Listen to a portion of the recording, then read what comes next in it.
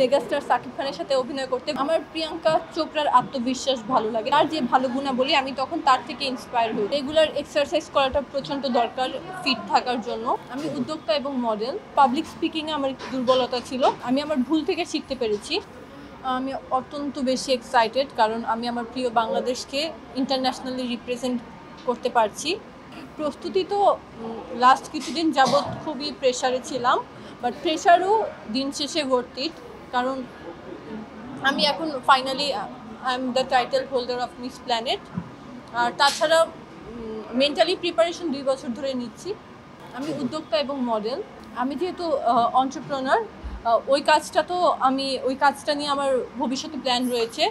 আমি এই কাজটাকে আরও বড় পরিসরে বিশ্ব মঞ্চে প্রেজেন্ট করব বাংলাদেশ হিসেবে। চ্যালেঞ্জিংয়ের জায়গা থেকে যদি বলতে যাই, আমি যখন প্রথম এসেছি তখন আমি আমার ভুল থেকে শিখতে পেরেছি।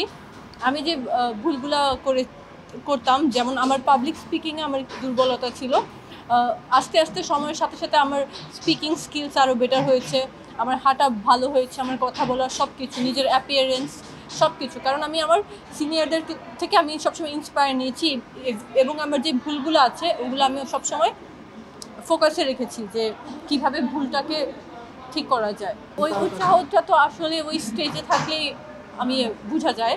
ওটা যতক্ষণ না আমি স্টেজে না থাকি ওই উৎসাহটা বলে বোঝানো সম্ভব না। সবার ফুল সাপোর্ট, এখন আরও বেশি সাপোর্ট, কারণ আমি ডে বাই ডে নিজের শিখেছি। এই বিষয়টাও একটা স্টাডির বিষয়। আমি ডে বাই ডে নিজের কনফিডেন্ট ডেভেলপ করেছি, আত্মবিশ্বাস যেহেতু আমার বেড়েছে, এখন আমার সাপোর্টও আরও বেশি। জি, আমি মিডিয়াতে অলরেডি আমি মডেল, বাট আমি কাজ করতে থাকবো। আমি অবশ্যই বড় পর্দায় কাজ করতে চাইবো। আমার মূল টার্গেট বলতে কি, আমি নিজেকে ওভাবে তৈরি করছি বড় পর্দায় কাজ করার জন্য। তাছাড়া আমি র্যাম্পও করেছি, কাজের অফার অবশ্যই পেয়েছি, কিন্তু আমার এখনও নাটকের কাজ করা হয়নি। সবাই তো চায় মেগাস্টার সাকিব খানের সাথে অভিনয় করতে। বড় পর্দায় যদি আমার কাজ করার অফার আসে, আমি অবশ্যই চাইবো সাকিব খানের সাথে কাজ করতে। জি, অবশ্যই, but he is my favourite, that's why I mention his name first. আসলে কাউকে ফলো বলতে একজনকে ফলো করেছি তা না, আমি অনেকে আছে যার যে ভালো গুণাবলী আমি তখন তার থেকে ইন্সপায়ার হয়েছি। তো ওভাবে আমাকে যদি বলা হয় যে একজন বলেন যে যাকে দেখে আমি ইন্সপায়ার হই, ওটা বলা আসলে কঠিন।